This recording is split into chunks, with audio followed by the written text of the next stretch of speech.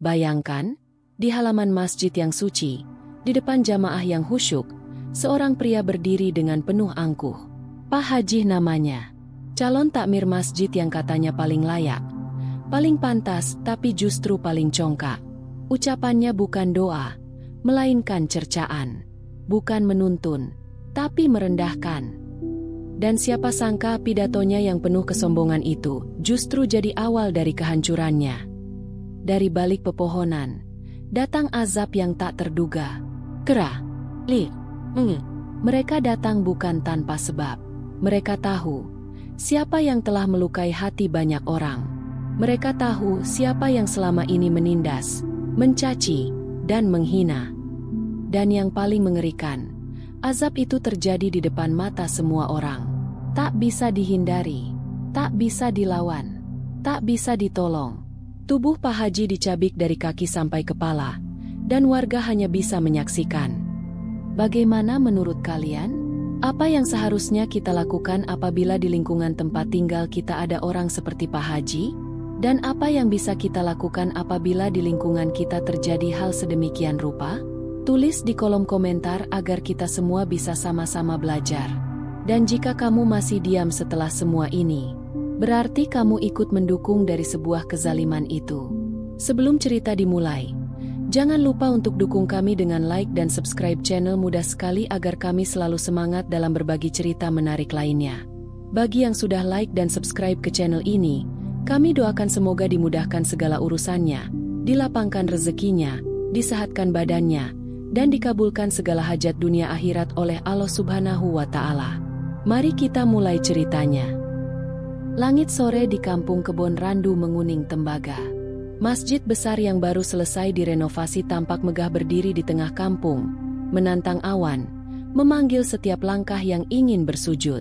Namun di balik keindahan masjid itu, ada satu nama yang pelan-pelan mulai mengguncang kedamaian warga, Pak Haji. Ia bukan orang baru. Bertahun-tahun menjadi donatur terbesar masjid. Rumahnya besar, mobilnya mewah, dan setiap hari jubah putihnya selalu bersih. Bahkan tercium harum minyak kasturi. Di depan orang banyak, ia kerap menampilkan wajah teduh, senyum lembut, dan ucapan manis seolah penuh kebijakan. Tapi sesungguhnya, tak banyak yang tahu, di balik jubah putih itu, ada kesombongan yang membusuk pelan-pelan. Di dalam rumah besar yang ia huni, Pak Haji sering duduk di ruang tamunya yang luas sambil memandang jendela ke arah masjid. Dengan suara pelan namun menusuk, ia bicara pada anaknya, Fadli, yang duduk bersila sambil memainkan ponsel. Masjid itu sudah seperti milik kita. Li, siapa yang lebih pantas jadi takmir kalau bukan bapakmu sendiri? Fadli hanya mengangguk tanpa banyak bicara. Ia tahu, bila berbeda pendapat, lidah ayahnya bisa lebih tajam dari pisau dapur. Dan betul saja, semakin mendekati pemilihan takmir masjid, sikap Pak Haji makin mencolok. Setiap sholat berjamaah, ia duduk di saf terdepan dan selalu memastikan dirinya tampil menonjol. Tak hanya dalam ibadah, tapi juga dalam berbicara. Kalau saya terpilih jadi takmir, insya Allah masjid ini akan lebih tertib. Kita nggak butuh pemimpin masjid yang sok miskin tapi pikirannya sempit. Masjid bukan tempat untuk orang-orang lemah iman yang hanya bisa duduk bersila tanpa kontribusi. Ucapan itu ia lontarkan usai sholat maghrib di depan puluhan jamaah. Beberapa orang hanya menunduk, beberapa yang lain terdiam, menahan amarah. Seorang bapak tua yang dikenal sebagai pengurus masjid sebelumnya, Pak Mahmud, menghela napas panjang di sudut ruangan. Ia tahu, suasana sudah tidak seperti dulu lagi.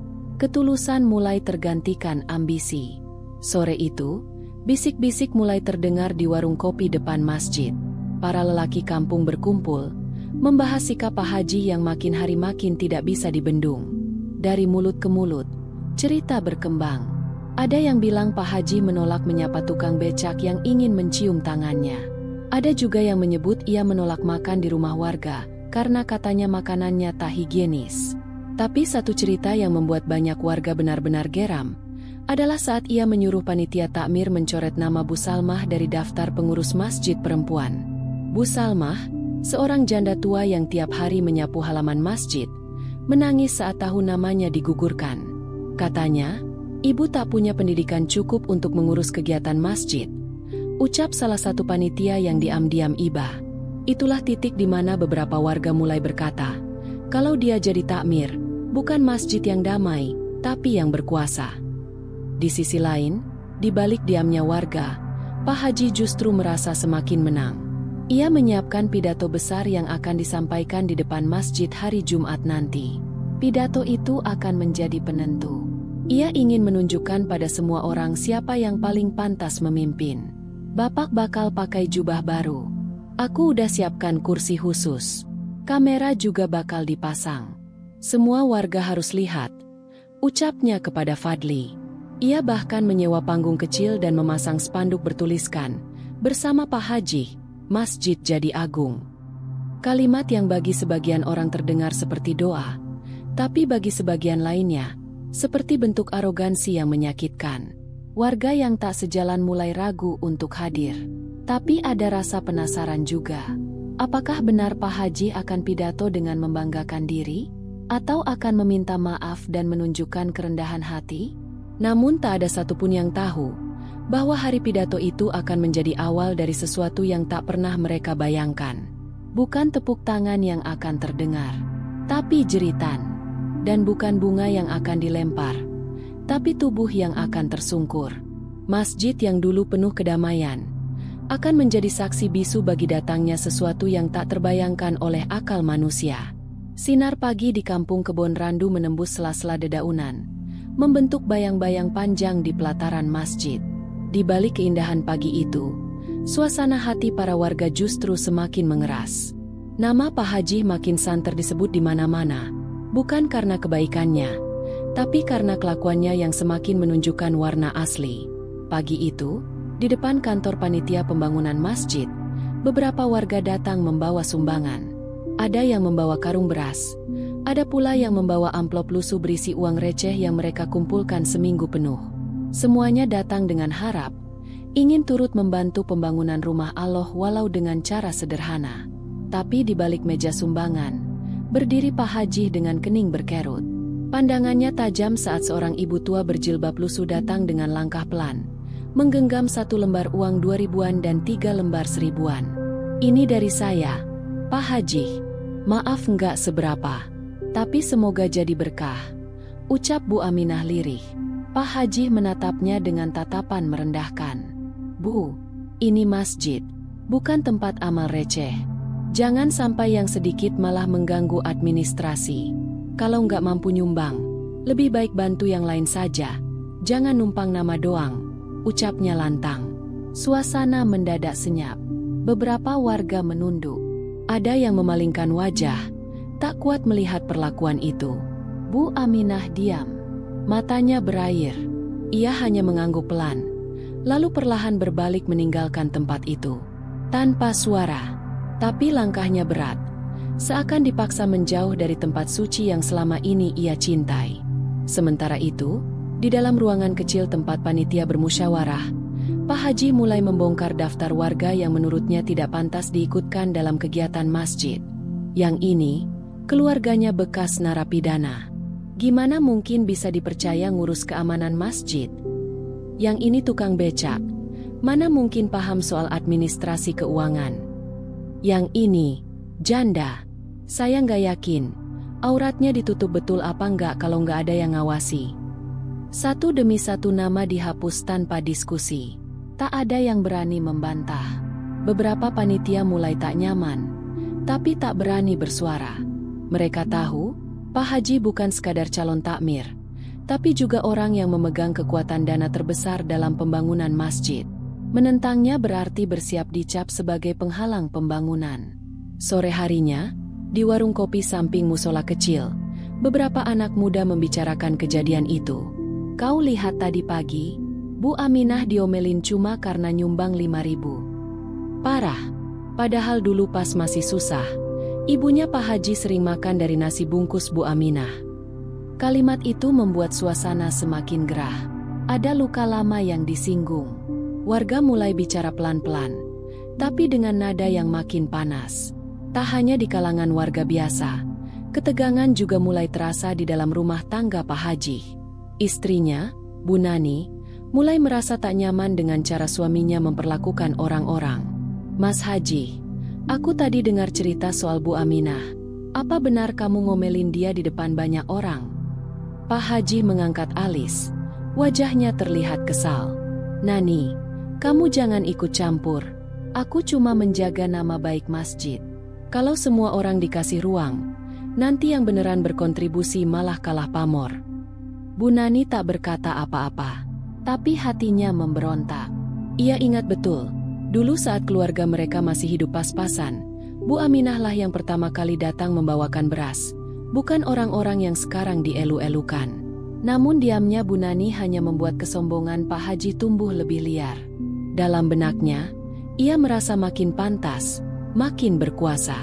Bahkan ia mulai mempersiapkan orasi akbar dengan biaya besar. Ia pesan pengeras suara dari kota, menyewa kru dokumentasi, dan bahkan menyiapkan spanduk besar dengan gambar wajahnya mengenakan sorban dan jubah putih.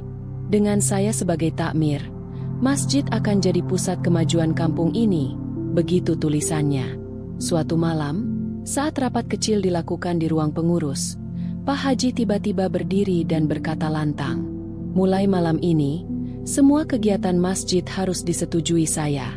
Saya nggak mau ada ceramah dari ustadz kampung yang ilmunya setengah-setengah. Kita undang ustadz dari kota. Yang mahal nggak apa-apa, yang penting berkelas. Kita nggak mau kampung ini terlihat norak di mata luar." Beberapa orang tua yang duduk di rapat hanya saling pandang. Salah satunya adalah Pak Mahmud, mantan takmir yang selama ini dihormati warga. Dengan suara tenang tapi berat, ia berkata, "Pak Haji, masjid ini dibangun dari sumbangan warga, dari cucuran keringat orang kecil. Kalau hanya yang berduit yang dianggap layak bicara, bagaimana nanti Allah melihat kita? Masjid bukan panggung, tapi tempat sujud." Pak Haji tertawa kecil, lalu duduk kembali. "Pak Mahmud, dunia sudah berubah. Kita harus beradaptasi. Biar saya yang urus semua. Warga tinggal ikut dan diam." Kalimat itu menjadi pemicu. Hati yang tadinya diam mulai tergetar. Wajah-wajah yang selama ini sabar mulai menegang. Di antara mereka, diam-diam mulai muncul tekad bahwa jika kekuasaan merusak ruh masjid, maka ada sesuatu yang lebih besar yang akan membalas. Malam itu, angin bertiup lebih kencang dari biasanya. Daun-daun berguguran di halaman masjid. Seekor kucing tiba-tiba menjerit dari balik sajadah. Tak ada yang tahu, malam itu langit mulai mencatat dosa demi dosa. Dan satu demi satu suara orang kecil yang selama ini diabaikan, mulai menggema ke arah yang tak kasat mata. Siang itu, matahari menggantung tepat di atas langit kampung Kebon Randu. Teriknya menusuk kulit, memaksa setiap orang menyipitkan mata. Tapi tak satu pun mampu menandingi panasnya suasana hati warga yang makin hari makin dicekik oleh sikap congkak Pak Haji. Di halaman depan masjid, di bawah naungan pohon asam tua, biasanya berjejer pedagang kecil. Ada Embok Sarmi dengan gerobak gorengannya. Ada Mang Dodi, penjual es kelapa yang mengayuh dari ujung gang ke ujung lainnya. Semuanya berdagang dengan penuh harap, berharap ada rejeki dari jamaah yang keluar dari masjid. Namun pagi itu, suasana berubah sunyi. Gerobak-gerobak hilang. Lapak kosong. Wajah-wajah yang biasa tersenyum kini lenyap tanpa jejak. Ternyata, malam sebelumnya, perintah dari Pak Haji sudah sampai ke telinga panitia keamanan.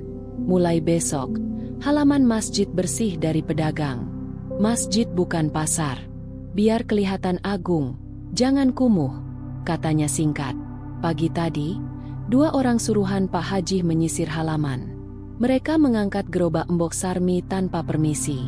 Dagangan yang belum sempat dibereskan terlempar ke tanah. Tahu-tahu, gorengan berserakan. Es kelapa tumpah mengalir ke parit. Tidak ada peringatan. Tidak ada belas kasih. Embok Sarmi yang datang terlambat hanya bisa menatap nanar. Tubuhnya gemetar. Bibirnya komat kamit membaca doa. Ia tak berani melawan. Tapi air matanya mengalir deras seperti hujan yang tertahan terlalu lama. Di sisi lain, Mang Dodi yang melihat kejadian itu dari jauh memilih memutar balik gerobaknya. Ia tahu, kalau dipaksa bertahan, hanya luka yang ia dapat.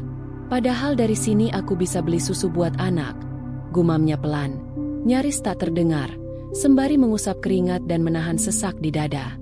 Namun kesombongan Pak Haji tak berhenti di situ. Ia mengadakan rapat darurat untuk memutuskan renovasi halaman masjid agar terlihat lebih modern dan bersih. Ia menyarankan pemasangan pagar besi tinggi agar jamaah luar kampung tidak bisa sembarangan masuk. Mereka yang bukan dari sini, yang cuma datang minta sumbangan atau jualan di trotoar, bikin kotor masjid. Kita butuh eksklusivitas, ucapnya sambil menunjuk denah halaman yang ia gambar sendiri. Beberapa tokoh masyarakat menolak, tapi suaranya seperti buih di lautan. Tak terdengar. Pak Haji telah mengikat setiap keputusan dengan dana. Tanpa dia, pembangunan bisa terhenti. Dan ia tahu, kekuatan uang di kampung seperti ini bisa lebih kuat dari aturan moral. Warga mulai mengeluh, tapi hanya berani di belakang. Di warung kopi, keluhan menggantung seperti asap rokok yang menggumpal di langit-langit. Masjid bukan punya dia, tapi kenapa semua ditentukan dia? Wong kecil dilarang dekat masjid. Apa masih layak kita sebut itu rumah Allah? Namun semua ketidakpuasan itu tak mampu menghalangi langkah Pak Haji yang semakin besar kepala. Ia mulai melakukan inspeksi dadakan ke rumah-rumah warga yang dianggap tidak aktif mendukungnya. Sore itu, ia mendatangi rumah Pak Rusdi, mantan guru ngaji yang sudah sepuh dan tinggal sendirian. Pak Rusdi, kenapa kemarin tidak hadir saat pengajian yang saya adakan? Jangan-jangan sudah condong ke calon lain, katanya dengan senyum yang dipaksakan, tapi tajam menusuk. Pak Rusdi hanya menunduk. Matanya sudah redup, suaranya pun pelan. Saya kurang sehat, Haji. Badan sudah tua, tapi hati saya tetap untuk masjid. Kalau begitu, pastikan mendukung saya. Jangan sampai saya dengar Bapak bicara yang lain-lain. Ucapan itu membuat tubuh Pak Rusdi gemetar. Bukan karena takut, tapi karena sedih. Betapa rumah Allah kini dipakai sebagai alat tekan. Tak ada lagi kelembutan. Yang tersisa hanyalah kekuasaan yang menjalar, menyentuh setiap sudut kampung, mematikan keberanian untuk berkata jujur. Di lain hari, seorang anak yatim bernama Iqbal, 10 tahun, datang ke masjid sambil menggandeng adiknya yang baru berusia 3 tahun. Ia membawa kotak amal kecil yang berisi uang seribuan yang dikumpulkan dari sisa jajannya. Dengan polos dan lugu, ia ingin ikut menyumbang demi pembangunan masjid. Namun saat menyerahkan kotak itu kepada panitia, Pak Haji tiba-tiba muncul. Kotak apa itu? Siapa suruh kamu bawa kotak sendiri? Ini bukan tempat minta-minta. Kalau semua anak kecil begini, nanti warga pikir masjid kita penuh pengemis. Iqbal terdiam. Wajahnya memucat. Tangan kecilnya gemetar memegang kotak kardus itu. Adiknya yang tak mengerti apa-apa hanya melihat, lalu menangis. Warga yang melihat kejadian itu hanya bisa menahan napas. Tak ada yang berani menegur. Tapi hati mereka memanas. Semua mulai tahu, azab seperti yang diceritakan di kisah-kisah lama mungkin tidak harus turun di akhirat. Kadang ia datang di halaman masjid, di tengah kesombongan yang dibungkus jubah putih. Malam itu, suara adzan terdengar lirih. Tak seperti biasanya. Suara muadzin seperti tercekik di ujung tenggorokan. Dan di dalam masjid, beberapa warga mulai tidak khusyuk lagi. Sebab bayangan perlakuan terhadap orang kecil terus terbayang di pelupuk mata. Di langit, awan mulai tebal. Tapi belum hujan. Angin berputar pelan, membawa hawa yang tak biasa. Beberapa warga mengatakan mereka mendengar suara-suara aneh dari arah pepohonan belakang masjid. Seperti bisikan, seperti rintihan. Tapi tak jelas siapa yang mengucap. Dan malam itu, tanpa satupun warga sadari, pohon-pohon besar di sekitar masjid mulai bergetar. Seperti ada yang menggeliat dari atas. Seperti sesuatu sedang mengamati dari ketinggian. Diam. Tapi siap turun kapan saja. Pagi itu, suara burung tak seindah biasanya. Kampung Kebon Randu mulai terasa sesak. Bukan oleh kabut atau polusi, tapi oleh hawa panas dari perpecahan yang tumbuh di tengah masyarakat. Sejak nama Pak Haji dielu-elukan sebagai calon tunggal takmir masjid, segalanya berubah. Rumah Allah yang dulu meneduhkan, kini menjadi ladang kekuasaan yang menginjak-injak martabat orang kecil. Di balai kampung, panitia pemilihan takmir berkumpul. Ruangan sempit itu penuh ketegangan. Kertas suara, daftar nama calon, dan stempel resmi tergeletak di meja. Namun satu demi satu calon mulai mengundurkan diri. Bukan karena tak layak, tapi karena tekanan yang datang tanpa henti. Pak Darwan tiba-tiba dicopot dari pekerjaannya di koperasi desa. Katanya gara-gara menolak dukung Pak Haji. Bisik salah satu anggota panitia. Bu Yati nggak berani hadir. Katanya suaminya diteror semalam. Timpal yang lain. Di sudut ruangan, ketua panitia hanya bisa menunduk. Ia tahu, proses ini sudah bukan lagi soal ibadah. Ini sudah berubah menjadi panggung kekuasaan. Dan Pak Haji duduk di singgasana paling tinggi. Di luar ruangan, warga mulai bertanya-tanya. Kenapa calon-calon lain mundur? Kenapa hanya Pak Haji yang kini tersisa? Tapi siapa yang berani bertanya secara langsung? Siapa yang cukup berani menentang orang yang punya genggaman kuat di setiap lapisan kampung? Sementara itu, di rumah Pak Haji, suasana jauh berbeda. Ia duduk di kursi malas, dikelilingi oleh dua ajudan muda dan Fadli, anak sulungnya yang tampak sibuk dengan catatan. Gimana data pendukung kita? Tanya Pak Haji sambil menyeruput kopi hangat. Semua suara warga sudah dikuasai. Bahkan tokoh-tokoh kampung yang awalnya netral sudah bergeser ke pihak kita. Jawab Fadli. Pak Haji tersenyum. Senyum licik yang tidak lagi bisa ditutupi. Ia tahu, semuanya berjalan sesuai rencana. Tapi ambisinya belum berhenti. Ia ingin lebih dari sekadar jabatan takmir. Ia ingin dikenang, dihormati, dan ditakuti. Kalau perlu, calon lain dijatuhkan sekalian. Kita punya cukup bukti untuk fitnah mereka. Ucapnya tenang. Fadli tampak ragu, tapi diam. Ia tahu, ayahnya bukan lagi sosok yang bisa diberi nasihat. Ia sudah tenggelam terlalu dalam lumpur kekuasaan. Malam harinya, Pak Haji memanggil panitia ke rumahnya. Ia menyajikan hidangan mewah. Amplop coklat diselipkan di bawah gelas. Beberapa menerima tanpa banyak bicara. Beberapa menolak. Tapi akhirnya keluar ruangan dengan wajah tegang. Ia menyuap bukan hanya dengan uang, tapi dengan ancaman yang dibungkus janji-janji kosong. Tak lama, tersiar kabar bahwa nama Ustadz Mukhlis, satu-satunya tokoh yang masih berani bicara kebenaran, dicoret dari daftar penceramah masjid. Dituduh menyebarkan ajaran sesat. Padahal semua orang tahu, ia hanya membaca Al-Quran dan berbicara soal keadilan. Pak Haji memasang wajah tegas saat diumumkan ke warga. Kita nggak butuh ustadz yang membangkitkan perpecahan.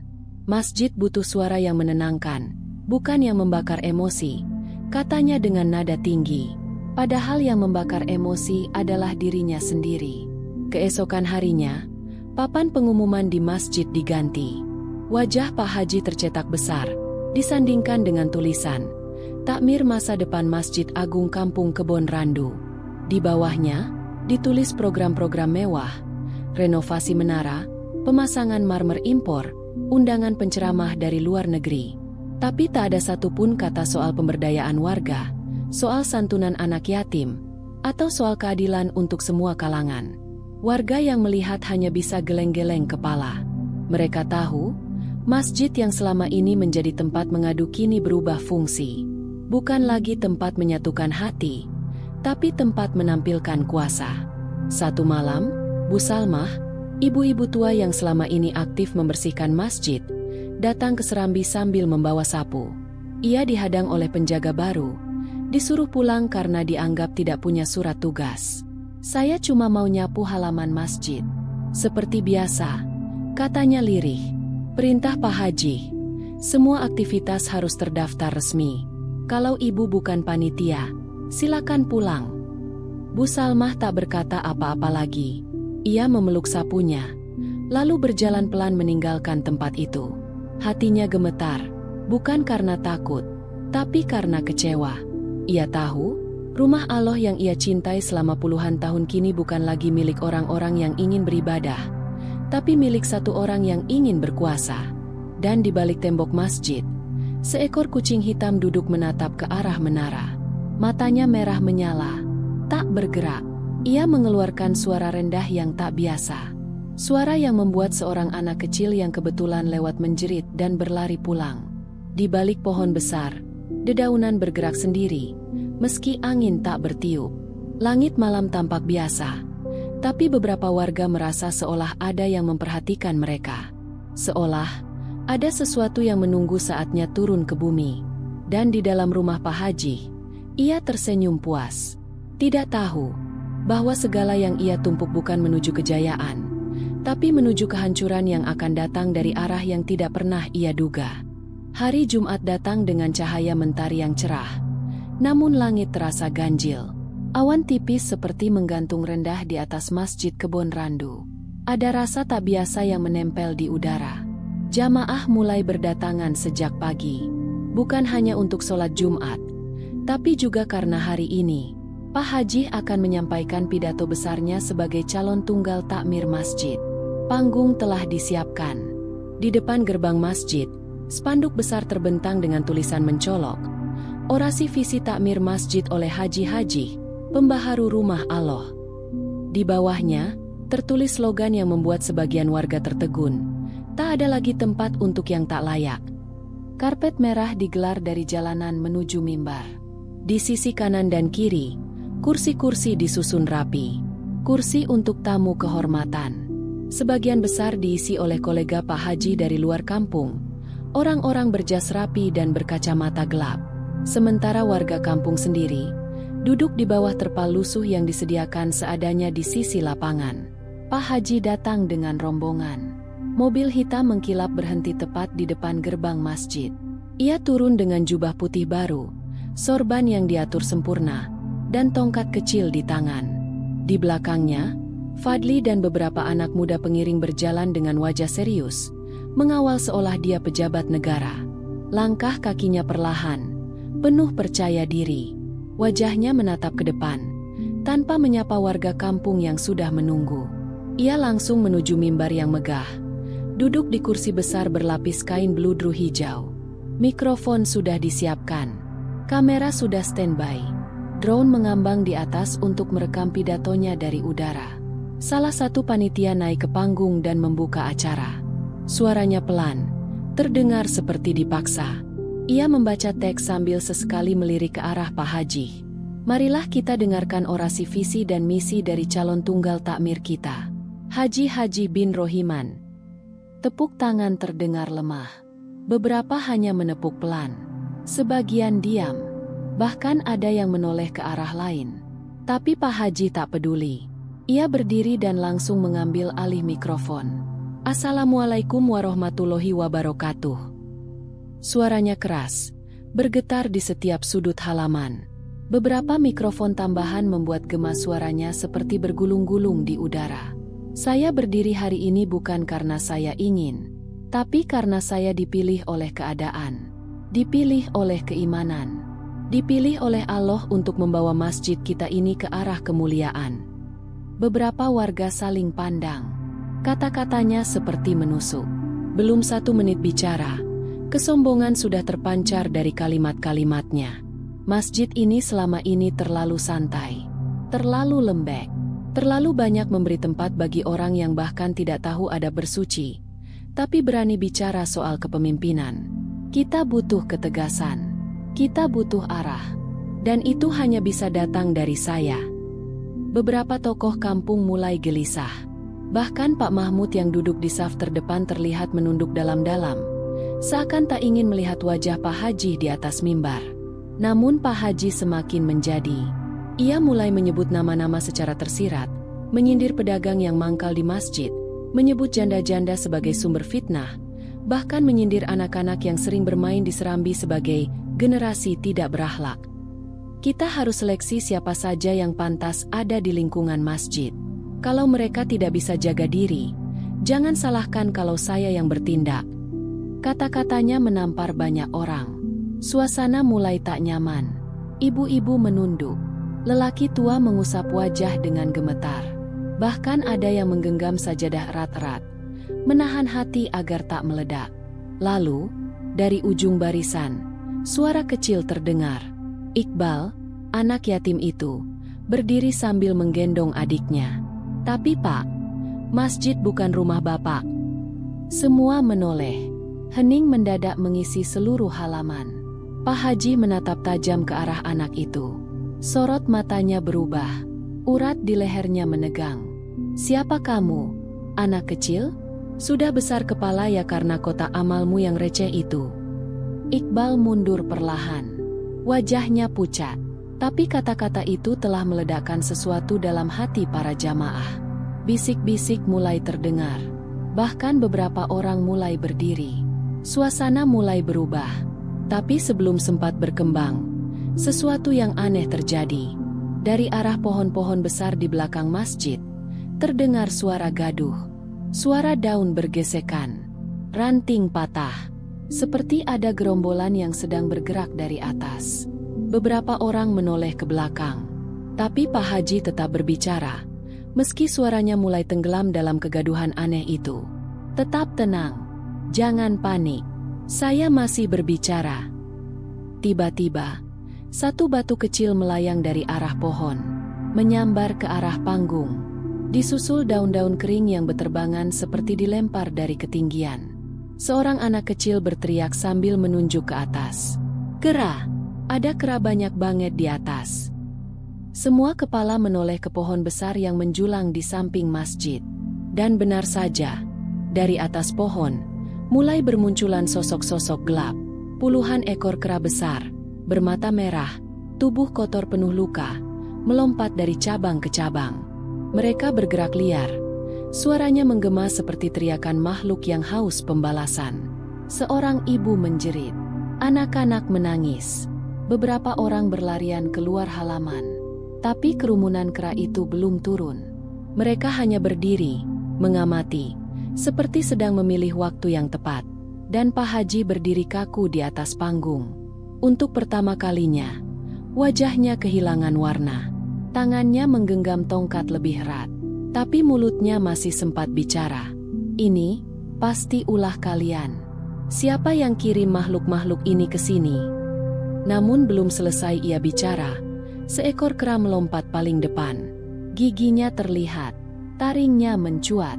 Ia melompat dan mendarat di atap panggung, tepat di atas kepala Pak Haji. Lalu semuanya gelap. Jeritan. Suara benda pecah. Mikrofon terjatuh. Kamera bergetar.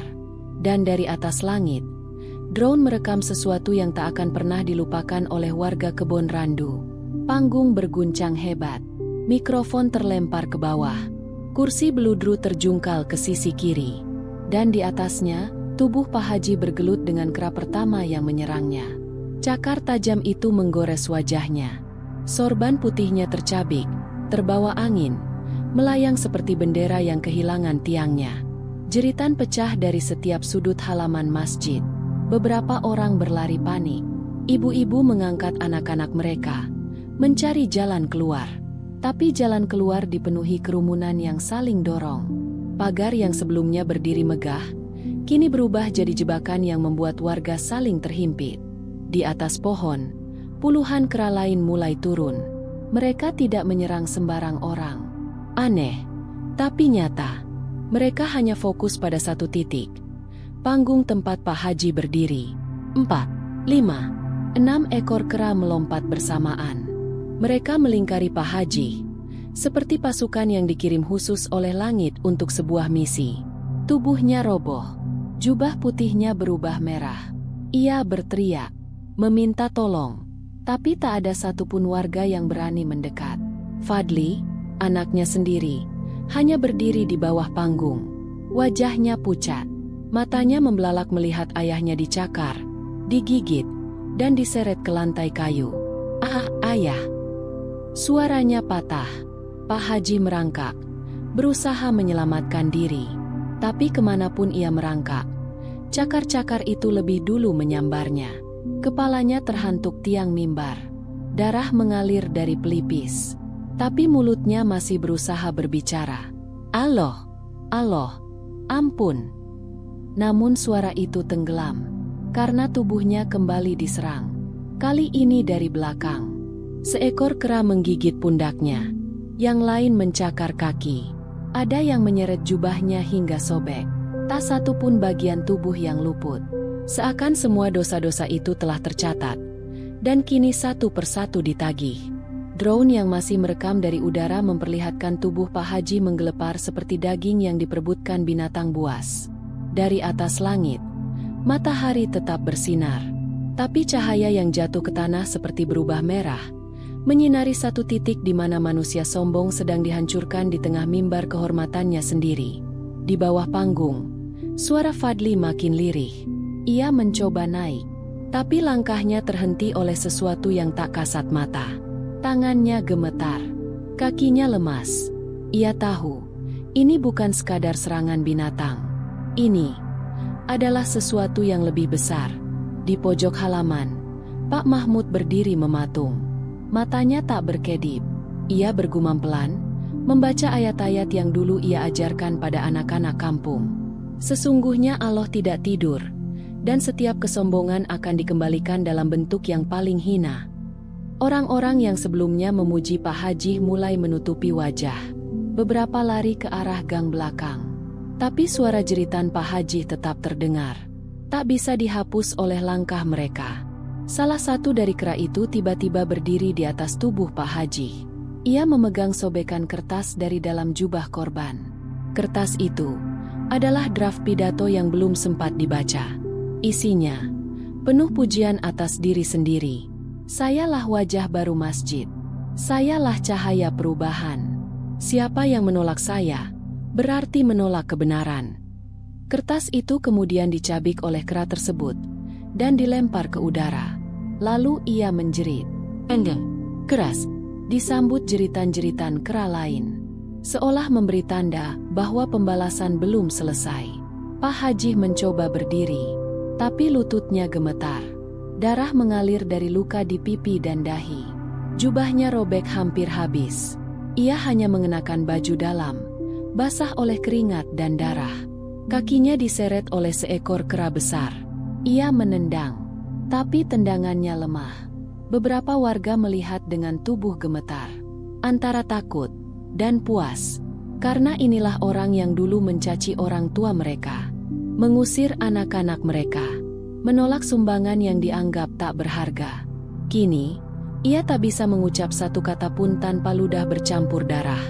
Tiba-tiba, seekor kera melompat dan mencengkeram kepala Pak Haji. Ia menggigit rambutnya. Tarikan kuat membuat kepala itu tertekuk. Jeritan Pak Haji menembus seluruh halaman. Dan tiba-tiba semuanya hening. Angin berhenti. Langit yang tadi cerah berubah kelabu. Awan menghitam di satu sisi. Petir menggelegar tanpa hujan. Semua mata menatap ke arah panggung. Pak Haji terdiam. Mulutnya terbuka, tapi tak ada suara. Matanya terbuka, tapi tak ada gerak. Ia mematung, seperti tubuhnya membeku. Para kera mundur perlahan, tidak lagi menyerang. Mereka berdiri mengelilingi tubuhnya, memandangi dalam-dalam. Lalu satu persatu melompat kembali ke atas pohon. Menghilang, tanpa suara, tanpa jejak. Warga tak berani mendekat. Tapi dari jarak itu, mereka bisa melihat tubuh Pak Haji kaku dalam posisi setengah bersimpuh. Matanya terbuka, mulutnya menggantung, dan wajahnya menangis. Air mata mengalir, tapi tubuhnya tak bergerak. Azab itu telah sampai. Tak pakai tunda, tak pakai peringatan lagi, karena terlalu banyak peringatan yang telah diabaikan. Dan mimbar yang tadi menjadi singgasana kesombongan, kini menjadi makam bagi kehormatan yang dibangun dengan caci maki terhadap orang kecil. Tubuh Pak Haji kini diam seperti patung. Kaki kirinya tertekuk. Satu tangannya masih mengarah ke mikrofon yang sudah mati. Tapi matanya terbuka lebar, membelalak seperti melihat sesuatu yang mengerikan sebelum napasnya terputus. Air mata mengalir di pipinya, bercampur darah kering. Wajahnya yang dulu angkuh kini seperti memelas. Tapi semua sudah terlambat. Warga berdiri kaku, terjebak dalam kebisuan. Tak ada yang berani mendekat. Bahkan para pengawal dan panitia pun mundur. Tak tahu harus berbuat apa. Seakan tubuh yang diam itu bukan lagi manusia biasa, tapi simbol dari sesuatu yang jauh lebih besar, sesuatu yang tak bisa dijelaskan hanya dengan kata-kata. "Pak Haji, masih hidup enggak?" tanya seorang pemuda dengan suara pelan. Tak ada jawaban. Hanya suara angin yang kembali berhembus pelan, seperti menghapus jejak kekacauan tadi. Tapi tak benar-benar bisa menghapus. Karena luka yang ditinggalkan bukan cuma pada tubuh, tapi pada hati dan kepercayaan warga. Dari balik kerumunan, Fadli, anak Pak Haji, akhirnya nekat naik ke panggung. Langkahnya gontai, mata berkaca-kaca. Ia panggil ayahnya pelan. "Abi, Abi bangun. Abi jangan tinggalkan aku." Tangannya menyentuh tubuh yang mulai dingin, tapi kaku. Leher Pak Haji tak bisa digerakkan. Bola matanya membatu menatap kosong. Mulutnya tetap terbuka, dan dari sudut bibirnya masih mengalir tipis darah hitam pekat, seperti sisa dari kutukan yang belum tuntas. "Abi, maafin aku. Aku ikut semua perintah Abi. Tapi ini..." Fadli jatuh terduduk. Ia tak sanggup menahan diri lagi. Tangisnya pecah. Namun tak ada satupun warga yang datang menenangkannya. Semua masih terjebak dalam ketakutan dan rasa syok yang menyesakkan dada. Tak lama, polisi kampung datang. Mereka tak tahu harus bertindak apa. Tubuh Pak Haji masih bernapas, tapi kaku. Tak bisa bicara, tak bisa mengedip. Seperti jasad hidup yang dikunci oleh sesuatu yang gaib. Ketua RT, dengan suara pelan, akhirnya memberi arahan. "Bawa ke klinik dulu. Kita panggil Ustadz Mahmud juga." 3 lelaki akhirnya mengangkat tubuh Pak Haji dari panggung. Berat, kaku, seperti mengangkat kayu. Jubahnya yang compang-camping diganti seadanya. Sambil melewati warga yang berjejer di sisi jalan, tubuh itu dibawa melewati kerumunan yang masih diam. Dan semua mata menatap dengan wajah tegang dan bingung. "Apa ini azab?" bisik seseorang di tengah barisan. "Dia kan calon takmir. Masjid ini gak lagi suci kalau dipakai buat menyombongkan diri." Satu persatu suara mulai terdengar. Tapi bukan suara marah. Suara itu kini berubah jadi rasa takut. Takut akan kebesaran Allah. Takut pada kemarahan yang dibalas dengan cara tak masuk akal. Di rumah Pak Haji, suasana muram. Istrinya, Bu Nani, hanya bisa duduk memeluk sajadah. Ia tak henti-hentinya menangis. Di satu sisi, ia istri yang sedih melihat suaminya tergeletak tak berdaya. Tapi di sisi lain, ia pun sadar. Semua ini adalah hasil dari peringatan-peringatan yang selama ini ia tahan dalam hati. "Saya sudah bilang, Mas Haji, jangan rendahkan warga, jangan zolimi Bu Aminah, jangan hinakan anak yatim," tapi semua diabaikan. Di ruang tengah, Pak Haji dibaringkan. Tubuhnya tetap kaku. Dokter dari klinik desa hanya bisa geleng-geleng kepala. "Saya belum pernah lihat yang begini. Ini bukan stroke. Ini bukan pingsan. Ini seperti tubuhnya dimatikan sebagian, tapi jiwanya masih di dalam." Malam itu, warga mulai berdatangan ke rumah. Tapi bukan untuk takziah. Mereka datang karena penasaran dan karena ingin melihat langsung. Banyak dari mereka masih tak percaya bahwa orang yang selama ini mereka anggap paling berkuasa, kini tak lebih dari tubuh dingin yang tak bisa mengucap sepatah kata pun. Di halaman rumah, bisik-bisik mulai mengalir. Masih ingat pas dia usir Bu Salmah dari halaman masjid? Atau waktu dia teriaki Iqbal di depan semua orang? Kayaknya semua mulai dibalas sekarang, satu persatu. Tapi cerita tak berhenti di situ. Malam itu, beberapa warga yang terlibat dalam panitia pembangunan masjid mulai merasakan sesuatu yang ganjil. Pak Hadi, bendahara panitia, bermimpi didatangi seekor kera bermata merah. Dalam mimpi itu, kera itu duduk di atas tumpukan uang dan berkata pelan, "Kau tutupi kesombongan dengan diam, maka kau pun akan kutagih diam-diam." Ia terbangun dengan peluh dingin, dan saat membuka lemari tempat ia biasa menyimpan dokumen, seluruh catatan keuangan hilang. Hanya tersisa sobekan kertas bertuliskan, "Kebenaran tidak bisa dibungkam." Keesokan paginya, Giliran Pak Muslih, bagian keamanan masjid, yang ditemukan pingsan di halaman. Di tubuhnya, ditemukan luka cakaran kecil seperti bekas kuku binatang. Padahal, ia semalam mengaku tak keluar rumah sama sekali. Warga mulai gelisah. Mereka sadar, ini bukan hanya soal Pak Haji. Ini tentang semua orang yang ikut membungkam kebenaran, membiarkan ketidakadilan tumbuh dalam diam. Ustadz Mahmud akhirnya mengumpulkan warga di musola kecil. Ia berdiri dengan suara bergetar. Kita semua saksi bahwa saat masjid dijadikan tempat pamer, bukan tempat sujud, maka Allah bisa balas dengan cara yang tak terduga. Semua yang hadir terdiam. Tak ada yang berani bicara. Karena di balik semua itu, mereka sadar, azab ini belum selesai. Dan kampung Kebon Randu baru saja masuk ke babak yang paling mengerikan dalam sejarahnya. Hari demi hari berlalu sejak kejadian pidato berdarah itu. Namun bayangan tragedi di halaman masjid masih menempel erat di kepala semua warga.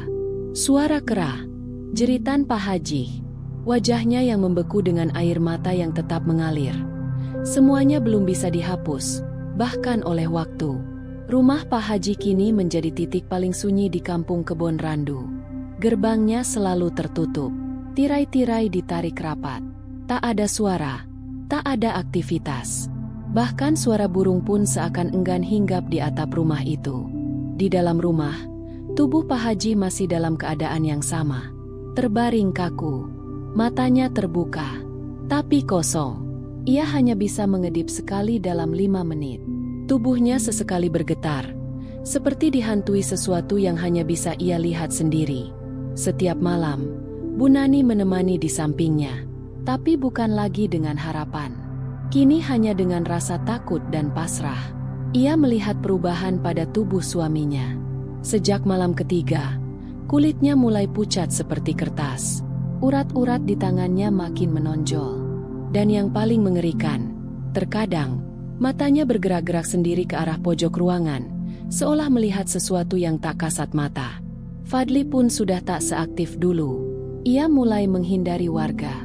Tak lagi muncul di acara kampung. Ia tahu, ayahnya kini jadi simbol pembalasan yang nyata. Dan semua orang menatapnya, bukan lagi dengan hormat, tapi dengan tatapan takut bercampur jijik. Namun bukan hanya rumah Pak Haji yang berubah. Seluruh kampung Kebon Randu kini seperti ditutupi kabut yang tak kasat mata. Suasana berubah mencekam. Anak-anak tak lagi bermain di halaman masjid. Mereka memilih bermain di dalam rumah, bahkan saat siang bolong. Setiap malam, warga mulai mendengar suara aneh dari arah pohon besar di belakang masjid.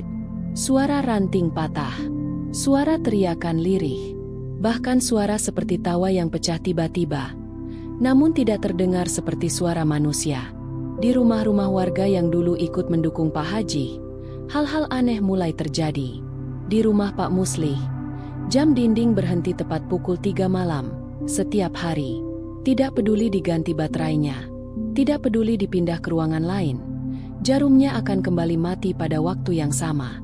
Dan saat jam itu mati, lampu rumah akan berkedip, seperti kedatangan tamu tak diundang.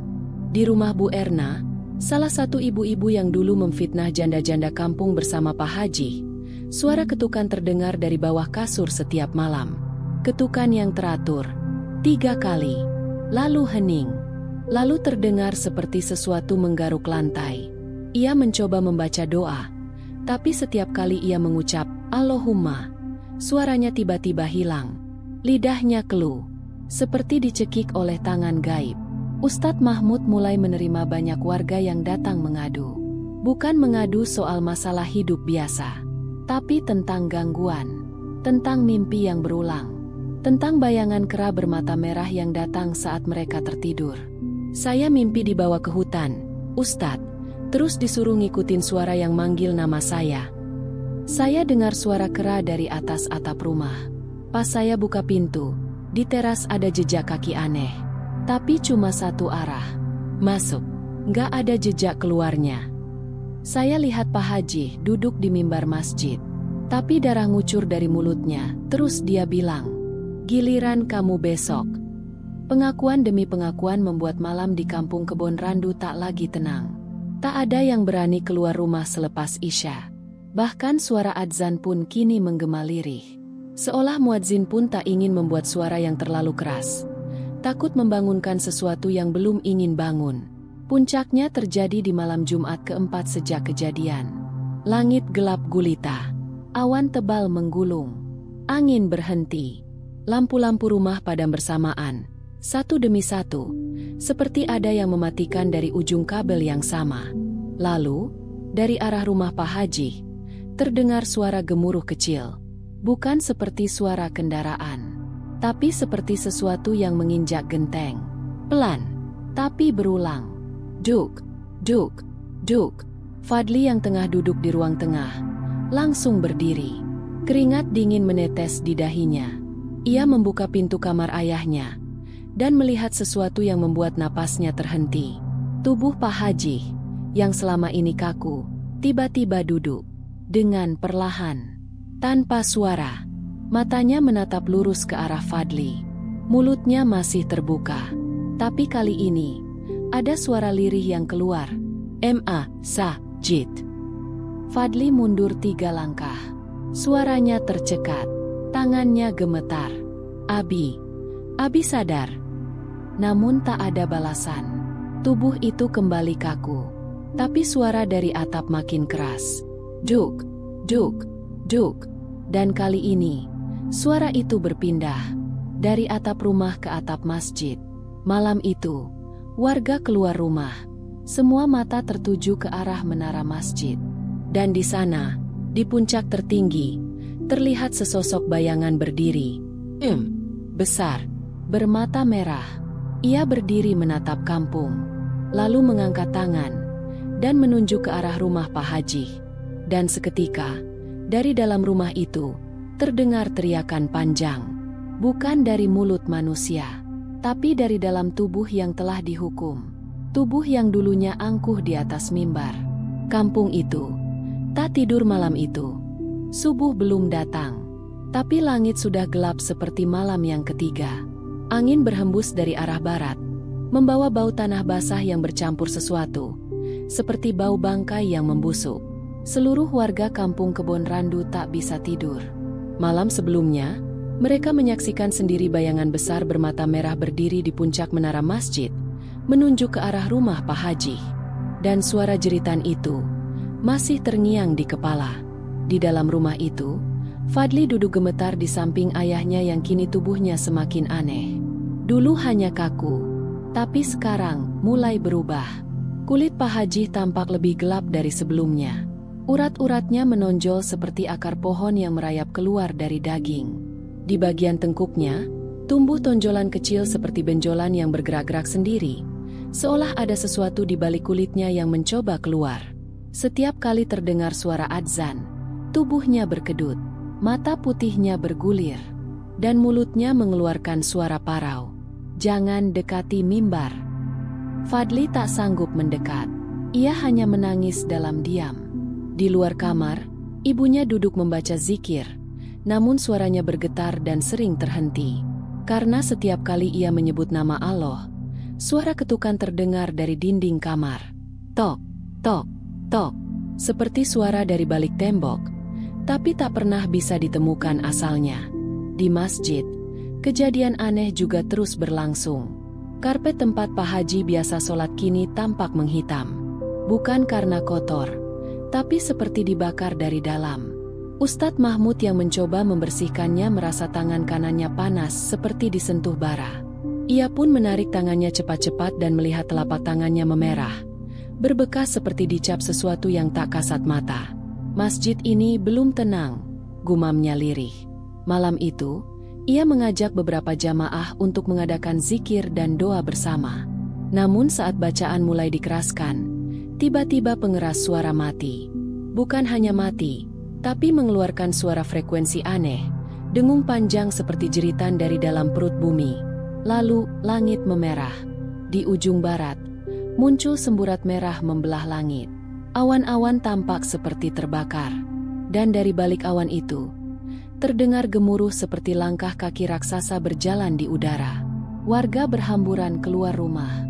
Anak-anak digendong, orang tua dipapah.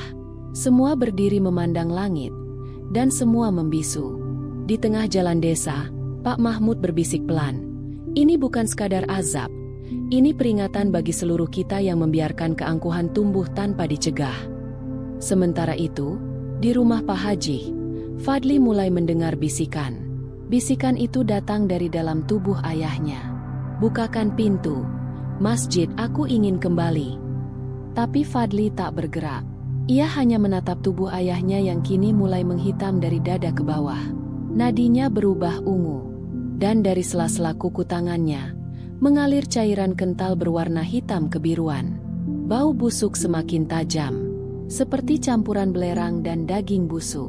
Jam dinding di rumah Pak Haji bergerak mundur sendiri. Detiknya berjalan mundur. Dan tepat pukul 3.33 dini hari, lampu seluruh kampung padam. Dalam gelap itu, terdengar suara teriakan panjang dari arah masjid. Bukan satu orang, tapi seperti puluhan orang berteriak bersamaan. Dan suara itu diakhiri dengan tawa yang menyeramkan. Tawa seperti kera, tapi lebih berat, lebih dalam, dan lebih mengancam. Keesokan paginya, seluruh warga menemukan pintu masjid terbuka sendiri. Tidak ada yang berani masuk. Namun dari luar mereka bisa melihat. Lantai masjid dipenuhi bekas cakaran. Tiang mimbar retak seperti disambar petir. Dan di bagian paling atas mimbar, tertulis satu kalimat dalam darah. "Jangan jadikan rumah Allah sebagai singgasana kesombongan." Kalimat itu ditulis seperti dicakar. Tapi tak ada satupun manusia yang mengaku melakukannya. Ustadz Mahmud menangis melihatnya. Ia bersujud di pelataran masjid, membaca istighfar dengan suara keras. Hari itu, warga sepakat mengadakan pembersihan besar-besaran. Tapi tak satupun orang berani menyentuh mimbar. Bahkan saat seorang tukang kayu mencoba memperbaiki tiangnya, palu yang ia pegang tiba-tiba patah, meski ia belum mulai memukul. Malam harinya, tubuh Pak Haji mulai bergetar. Seluruh tubuhnya seperti sedang kejang, tapi matanya tetap terbuka. Lalu, dari mulutnya keluar suara. Namun suara itu bukan suara manusia. Waktunya belum selesai. Masih ada yang akan menyusul. Fadli langsung menjerit. Lari dari kamar. Ia menabrak ibunya yang juga sudah gemetar ketakutan. Dan dari dalam kamar, terdengar suara tertawa, suara napas berat dan suara langkah kaki. Padahal tak ada satupun orang yang masuk ke sana. Di luar rumah, seekor kucing hitam melintas. Tapi kucing itu bukan sembarang kucing. Matanya merah. Ekor panjangnya melengkung seperti cambuk. Ia berjalan pelan ke depan rumah Pak Haji. Lalu duduk, menatap rumah itu dalam diam. Dan dari balik kegelapan terdengar suara lain yang belum pernah terdengar sebelumnya. Suara langkah kaki, yang seperti membawa pesan, bahwa azab belum selesai. Malam ke-10 sejak tragedi mimbar berdarah, kampung Kebon Randu seperti berubah menjadi tempat yang asing. Pohon-pohon di sekitar masjid layu tanpa sebab. Tanah di halaman masjid mengelupas, menampakkan retakan-retakan kecil seolah bumi pun ikut marah. Dan satu demi satu warga mulai merasa bahwa sesuatu akan terjadi malam ini. Di rumah Pak Haji, suasana lebih sunyi dari malam-malam sebelumnya. Tubuhnya masih terbaring di kasur, namun perubahan fisik kini makin mengerikan. Kulitnya menjadi kehitaman dan keras seperti kayu. Tangan dan kakinya membiru. Lidahnya terjulur sedikit. Dan dari hidungnya mengalir darah hitam seperti tinta pekat yang mengalir tak henti-henti. Fadli duduk tak jauh dari kamar, tapi matanya kosong. Ia tidak lagi menangis, tidak juga berdoa. Ia hanya menatap lantai yang retak, seperti menunggu apapun yang akan datang. Bu Nani, istri Pak Haji, jatuh sakit. Tubuhnya lemas. Ia terus mengigau dalam tidur. "Maafkan saya, maafkan kami, jangan bawa dia, jangan." Dan saat jarum jam menunjuk pukul 2 dini hari, angin besar datang tiba-tiba. Seluruh jendela rumah Pak Haji terbuka sendiri. Tirai melambai-lambai. Pintu depan terbuka keras, membanting ke dinding. Dan terdengarlah suara itu lagi. Langkah kaki, berat, perlahan, tapi pasti. Seperti sesuatu yang mendekat dari luar rumah, melintasi tanah, menaiki anak tangga, memasuki ruang tamu, dan berhenti, tepat di depan kamar Pak Haji. Fadli menahan napas. Ia tahu, itu bukan manusia. Dari sela pintu yang sedikit terbuka, tampak bayangan tinggi besar berdiri. Tapi bukan bayangan manusia.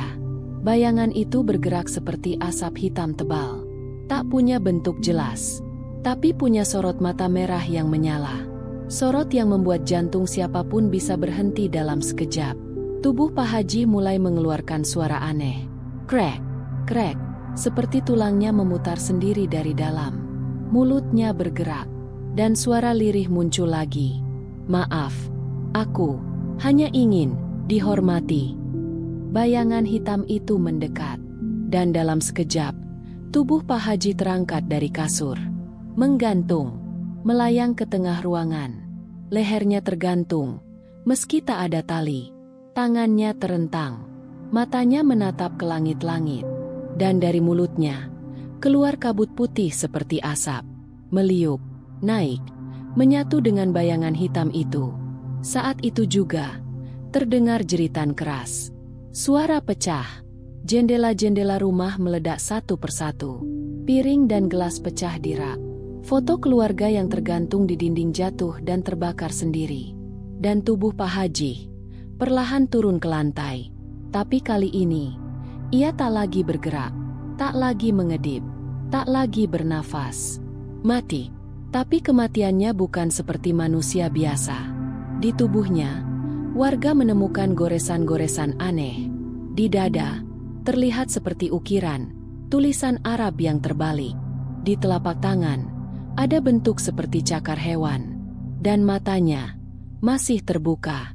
Warga datang pagi harinya, tapi tak ada yang berani menyentuh jasadnya. Semua berdiri di luar pagar. Mereka hanya menatap tubuh yang kini terbungkus kain putih yang tak utuh.